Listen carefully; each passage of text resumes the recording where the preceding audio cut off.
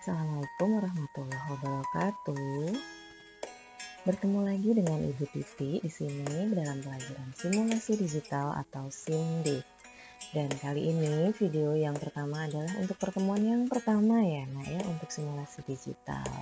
Mudah-mudahan kalian dalam keadaan sehat, sehat dan dalam lindungan Allah Subhanahu wa Ta'ala. Sebelum mulai pembelajaran kali ini, kita baca Bismillahirrahmanirrahim supaya kalian dapat ilmunya dan diberikan kepahamannya. Oke, Nak? Sudah siap untuk mulai pembelajaran kali ini? Iya. Tentunya sudah siap dong. Kita lanjut ya. Hari ini kita akan belajar apa ya? Yaitu kompetensi dasar kali ini adalah menganalisis komunikasi sinkron dan asinkron dalam jaringan. Jadi nanti kita akan belajar apa sih komunikasi sinkron dan asinkron? Ya. Dan tujuan pembelajaran hari ini adalah yang pertama, nanti kalian akan dapat menjelaskan pengertian komunikasi sinkron dan asinkron. Yang kedua, kalian dapat menyebutkan komponen pendukung komunikasi dalam jaringan. Ketiga, kalian akan dapat menjelaskan keunggulan dan kelemahan komunikasi dalam jaringan. Dan terakhir, maka kalian akan dapat melakukan komunikasi sinkron dan asinkron. Ya, nanti akan Ibu jelaskan satu persatu. Oke? Ya, disiapkan buku catatannya agar kalian bisa merangkum dari video Ibu ini nanti karena akan ada latihan soal di belakangnya. Ya, komunikasi kalian sudah pasti tahu apa sih komunikasi? Ya, komunikasi itu adalah proses penyampaian pikiran atau perasaan atau informasi antara satu orang ke orang lain.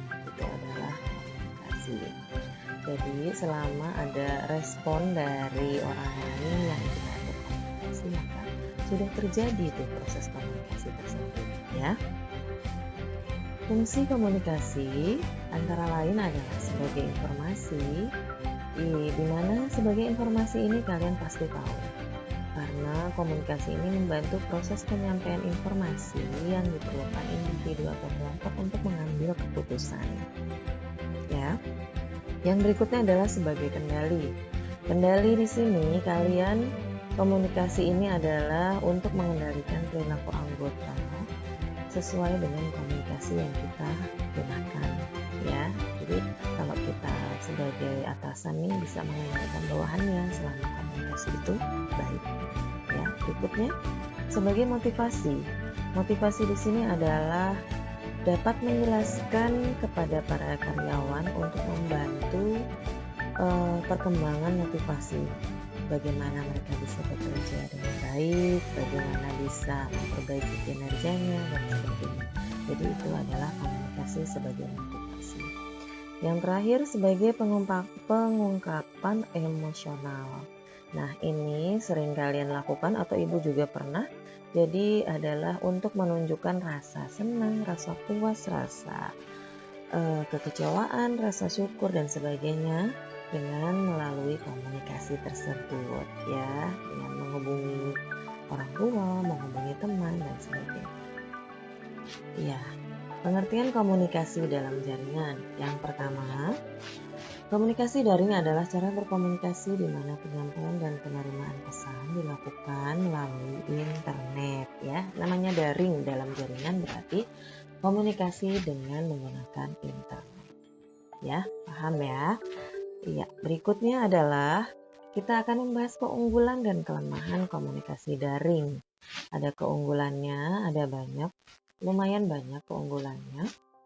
Keunggulan yang pertama adalah dapat dilakukan kapan saja dan di mana saja, seperti saat PJJ saat ini yang kita lakukan, yaitu kita bisa belajar dari rumah, kalian dari rumah, ibu dari rumah, tapi kita tetap masih bisa belajar untuk mendapatkan ilmu.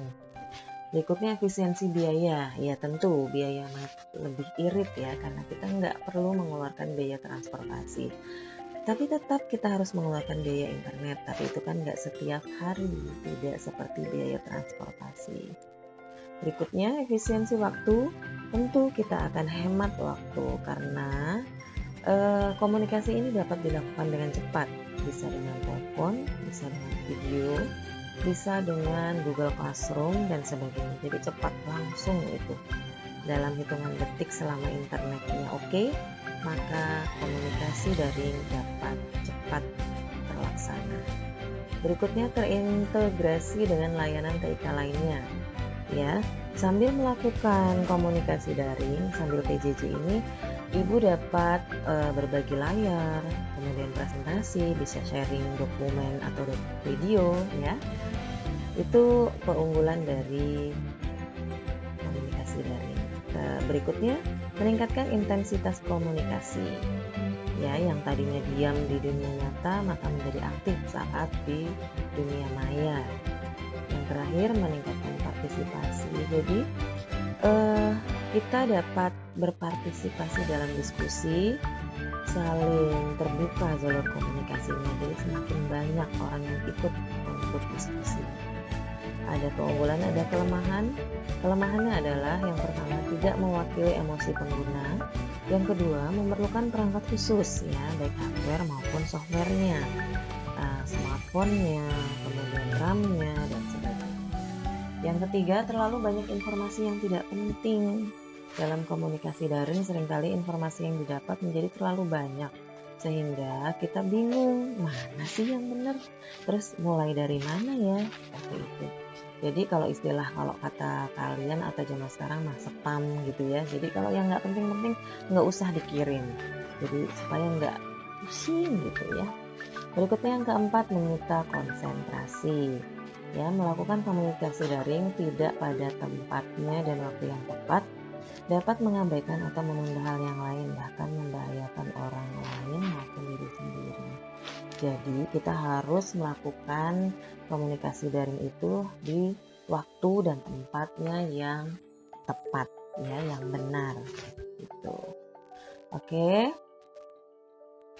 Berikutnya adalah yang akan Ibu bahas jenis komunikasi daring. Ini tadi yang pertama yang Ibu jelaskan ya.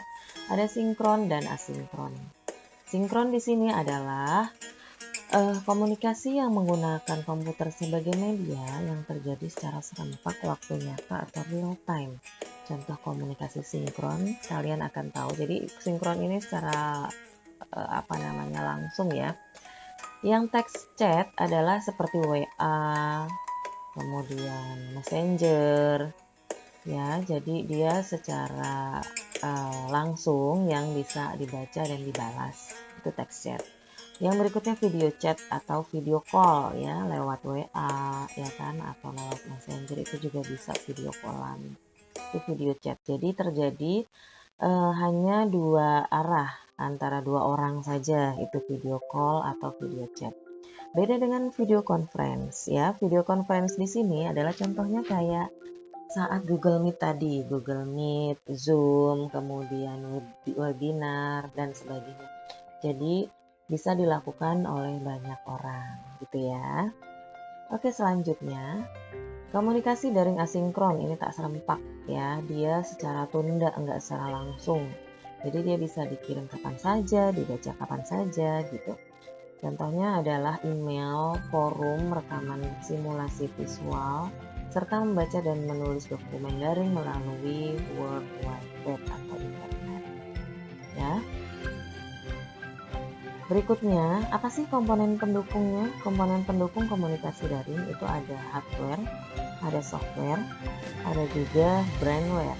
Hardware adalah perangkat kerasnya, baik smartphone-nya maupun laptop. Software-nya di sini adalah aplikasi yang harus digunakan seperti WhatsApp, Google Meet, Google Classroom, itu termasuk software-nya. Kemudian brandware, siapa brandware ini? Adalah diri kita sendiri atau yang manusianya itu sendiri ya. Kemudian berikutnya kita langsung masuk latihan soal. Semoga sudah jelas ya yang tadi Ibu jelaskan. Nah, yang ini adalah latihan soal yang nanti kalian akan jawab. Mudah-mudahan yang tadi Ibu jelaskan kalian sudah paham. Bila kurang paham nanti bisa kalian ulang kembali ya. Lihat videonya kembali supaya bisa menjawab latihan soal berikutnya. Oke? Terima kasih dan sampai bertemu di pertemuan kedua. Wassalamualaikum warahmatullahi wabarakatuh.